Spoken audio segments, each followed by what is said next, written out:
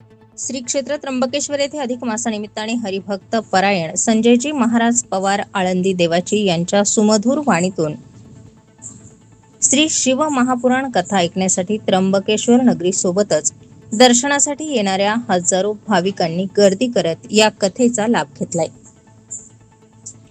हिंदू पंचांगानुसार येणाऱ्या अधिक महिन्याला पुरुषोत्तम मास किंवा धोंड्याचा महिना असंही म्हटलं जातं। भगवान विष्णूंचा हा आवडता महिना म्हणून पुरुषोत्तम मासात जप तप दान व्रत तसेच धार्मिक अनुष्ठानासाठी पवित्र महिना मानला जातो। या महिन्यात कोणतेही शुभ कार्य लग्न गृहप्रवेश होत नसले तरी नामस्मरण देवपूजा सत्कर्म यासाठी हजारो भाविक श्री क्षेत्र त्र्यंबकेश्वर येथे दर्शनासाठी येत असतात।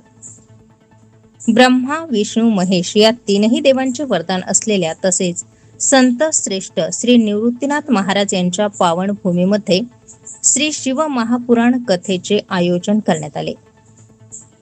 आयोजकांच्या वतीनं हजारो भाविक तसेच ग्रामस्थांना या कथेचा लाभ घेण्याचे आवाहन करण्यात आले। हरिभक्त परायण श्री संजयजी महाराज पवार आळंदी देवाची यांच्या सुमधुर वाणीतून त्र्यंबकेश्वर नगरीत अधिक मासानिमित्ताने श्री शिव महापुराण कथेचं भव्य आयोजन करण्यात आले।